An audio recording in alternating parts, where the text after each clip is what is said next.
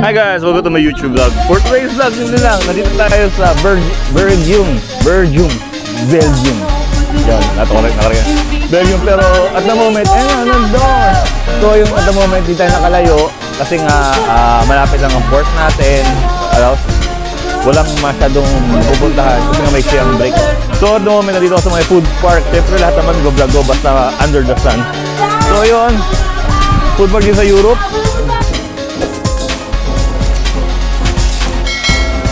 So you buy this using your euro, papapalit nila, and then you can buy it to this different food truck over here. So I'm gonna buy something with 9 coins. So let's go.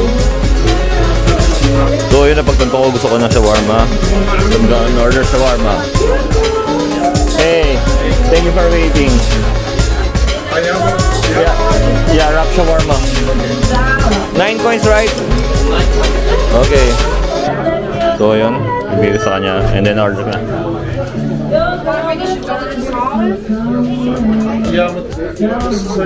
Die jetons wou je daar halen? Ja, vandaar of de aandacht. Oké.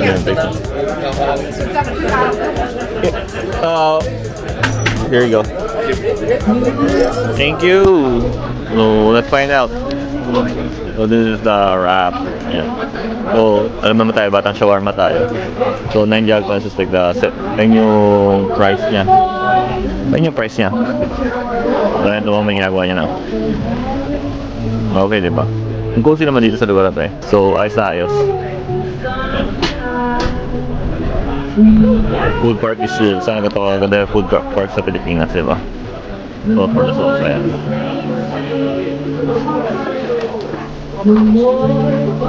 Ganda siyang wrap chili corn, shawarma. Yan, here. Alright, thank you, sir. Yan, so for the taste, let's go. So ayun, wala tayong mahanap na kainan. Ay na upuan kasi nga nandito tayo sa Europe. So pwede naman siguro kumain dito kahit saan for the shawarma. Yun. So masyadong mabilis ang pagkagawa at malaki. Ito talagang European size. Pasensya na sa angulo.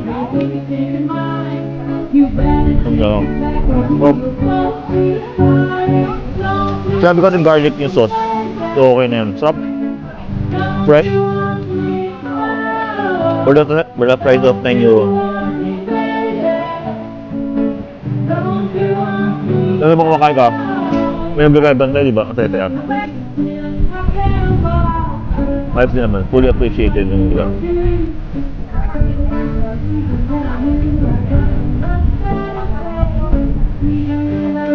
Dapat nag-travel ka dito.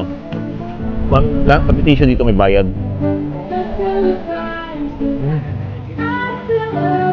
Wow.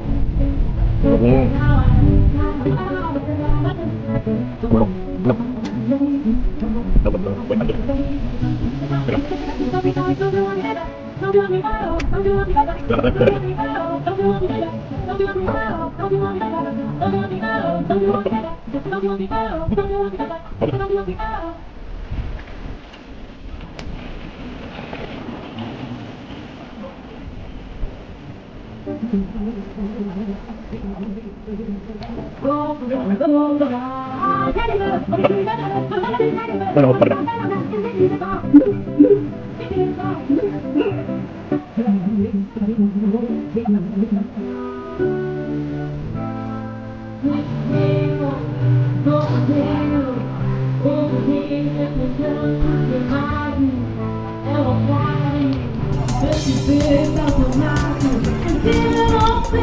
So for the price, for pwede naman siya 9 euro. Kasi malaki siya, expect mo sa European. So na-expect mo, di ba? Hindi ka naman pwede tawag doon? Compared sa Pilipinas. Pero sarap, malasa.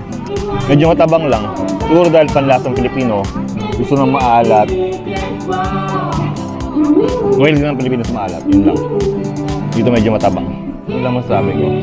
Yun lang. Pero kung pupunta ka sa mga ganitong Europe na lugar, expect nga, be in Europe, act like in a Europe, diba? Yun lang. So di na ako nakalayo masyado kasi nga malapit lang yung schedule ko. Hindi na nakalayo. So dito lang ang vlog ko muna ngayon. Pero okay naman doon kasi may food park, masaya.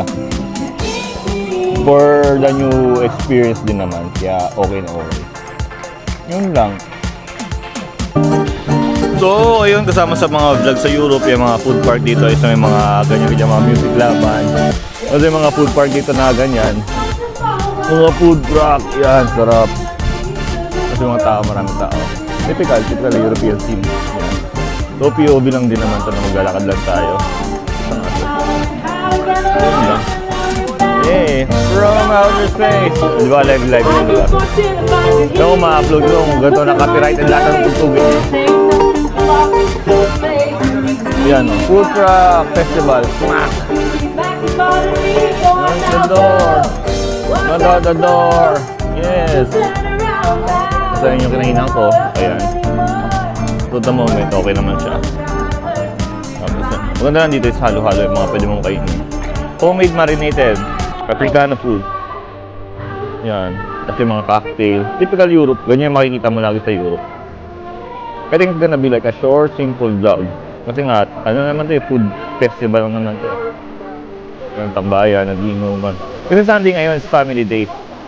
So, alam mo yun, family Sunday, so family day, gathering. Ganito sa Europe. Kung makita yung mga previous vlog ko, about the Europe culture, gusto na naarawan, family gathering. In the afternoon, naarawan. Unlike sa atin, tapos, iinom. Hindi mga tinuso dito walwalan. So, ayos na ayos. Yun lang. Nakita mo yung mga, culture lang nila. So, napakisilan ito ng dagito. So, yung mga bata, ganyan. Ayan. Tapos, may mga laruan ng bata. Ayun. Yung... tawag doon? Talbugan. Yan. So, okay na okay din. Ayun o. I-enjoy yung mga bata. Ayaw mo sila madapa akong baga. Ano yung Bouncy Castle. Ayan, ganda yan. Bouncy Castle. Panahon ko wala ako yan. So, ganda yan. So, yung mga side o. Diba? Saya-saya. Saya maging bata. So, ayan. Tabang mo yung mga Bouncy Castle din naman. Ayun, ang ganda. Mga bata. So, tapos ayan, mga Lego. Ayan, talagang mga yung mga bata dito. Compared sa atin na puro cellphone, dapat talaga in-expose sa mga bata, sa mga ganyan. Expose mo sa mga lahat ng bagay. Yun yung pagtira niyan. So, ayos naman. So, ayos tayo.